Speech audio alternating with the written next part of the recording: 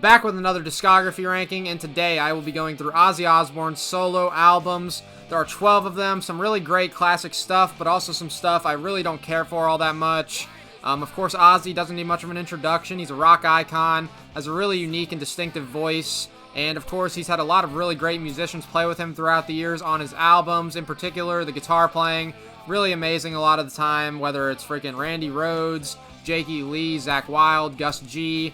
And on his most recent album, he had a guy named Andrew Watts, the primary guitarist of the album.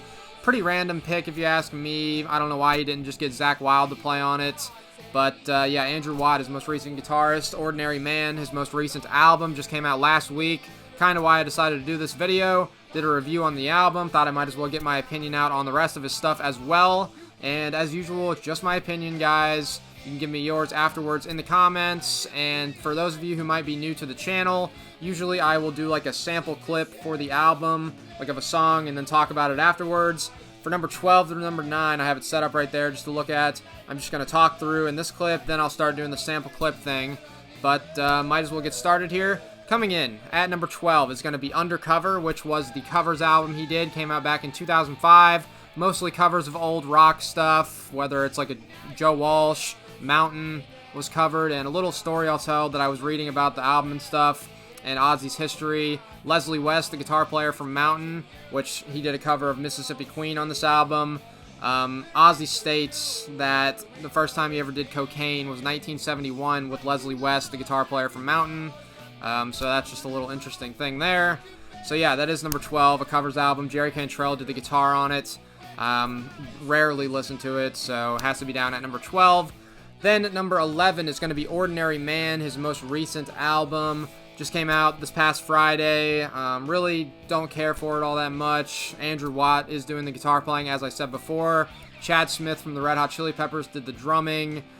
Bass was done by Duff McKagan from Guns N' Roses. What else we got here? Slash had like 2 guest appearances on 2 different songs. Elton John was there, Post Malone.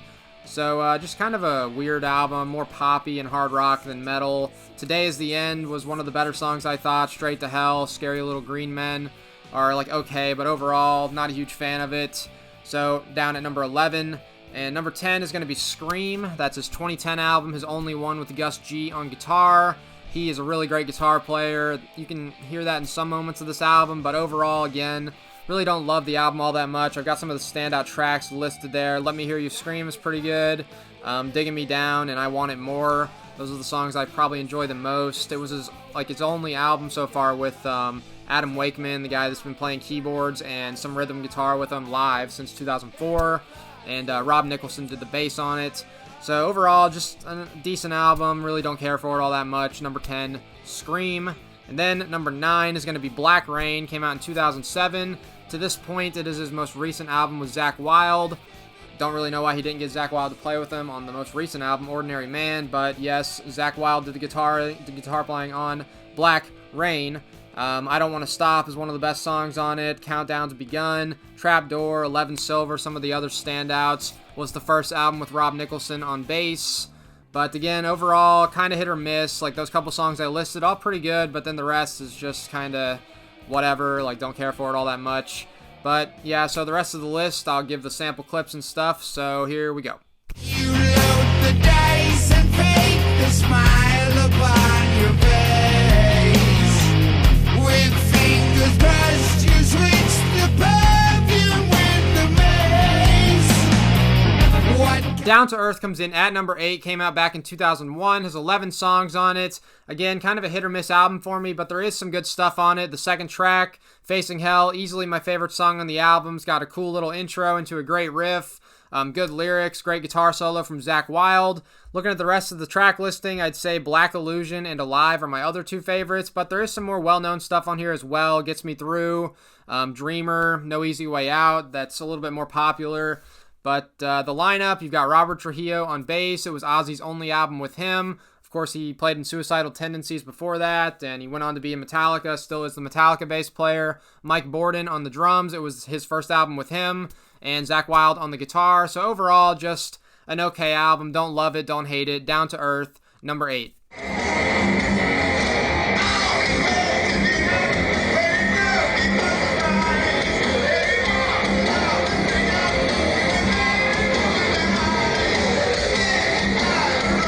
Coming in at number 7 is going to be Ozzmosis. Came out in 1995, and overall, I think this is a pretty good album.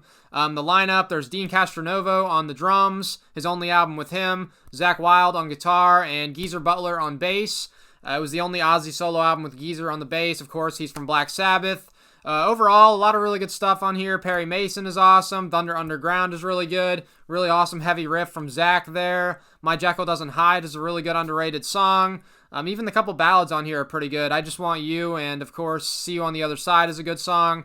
But, yeah, overall, pretty solid album. Ozzmosis, number 7.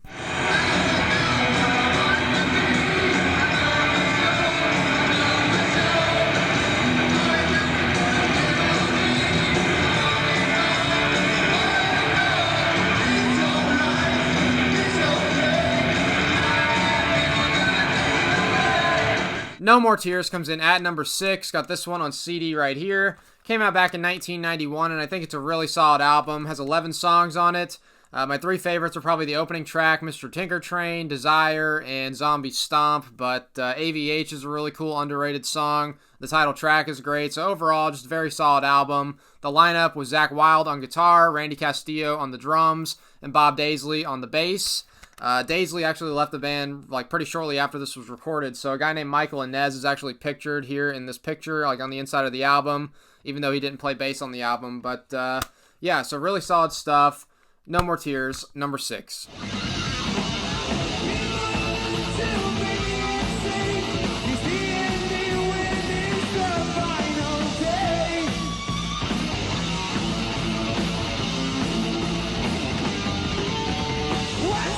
Coming in at number 5 is going to be Ozzy's solo debut album, Blizzard of Oz. Came out back in 1980. A lot of really good guitar work on it from Randy Rhoads. I realize it might be a little bit lower than some of you guys might have it, but just enjoy the rest of the stuff a little bit better. Doesn't mean I don't like this. Still a really strong album. Looking at this track listing, I Don't Know, the opening track is really great.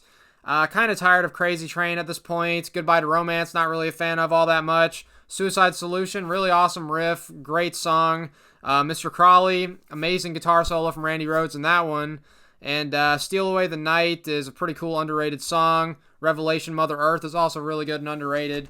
But yeah, strong album, just has to be down at number 5 for me. Blizzard of Oz. Alright, so apparently a clip of any song from this album will get the video blocked. So please enjoy this nice 20-second clip of nothing to intro the album.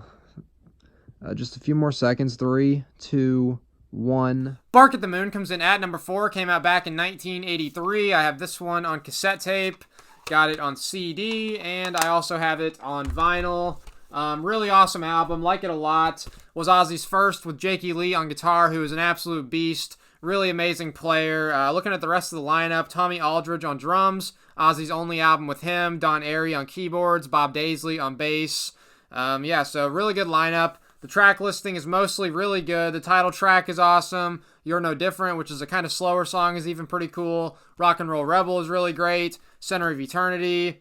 Waiting for Darkness is a really great, underrated song. One of Ozzy's best, in my opinion. But Now You See It, Now You Don't is really good as well. Slow Down and So Tired, the weaker songs on the album. But besides that, all killer stuff. So Bark at the Moon, number 4.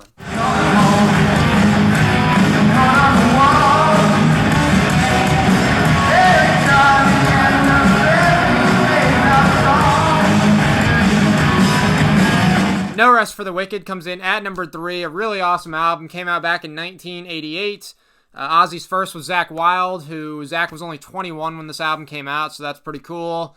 Really great tone. A lot of awesome killer songs on here. Honestly thought about putting this at number 2, but looking at the track listing, Miracle Man is awesome. Breaking All the Rules. Demon Alcohol is a really cool, underrated song. Bloodbath in Paradise is another great, underrated song. So most of the stuff on here, really killer.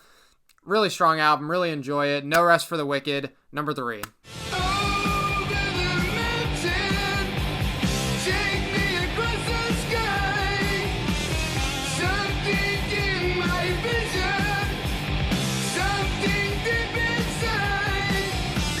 Coming in at number 2 is going to be Diary of a Madman. I'm sure you guys were expecting this to be number 1, but Gotta put it at number 2. Still a really fantastic album. Ozzy's last with Randy Rhoads on guitar, unfortunately. He passed away not too long after this was released, but the track listing, a lot of great stuff. Over the Mountain, the opening song, one of Ozzy's best of all time, I think. Flying High Again is great. Sato, S-A-T-O, really great, underrated song. Title track is really awesome, but overall, very strong album. Number 2, Diary of a Madman.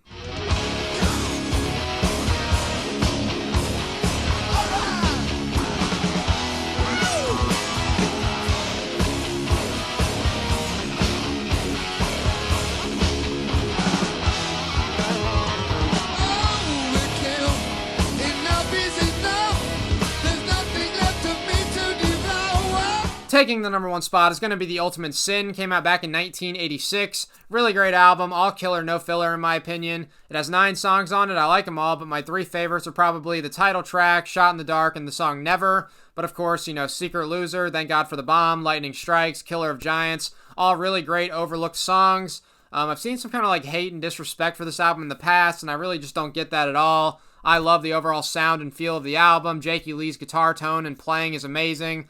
A lot of really great riffs and solos from him all over this album. Randy Castillo did the drumming. It was Ozzy's first album with him. And a guy named Phil Sussin, or Susan, however you pronounce that, did the bass playing. So overall, just really love this album. The Ultimate Sin is my number 1 Ozzy album of all time. That does wrap up my ranking of his albums. As usual, guys, just my opinion. No reason to get mad about it or anything. You can give me your ranking in the comments. Let me know what you thought. And until next time, thank you for watching.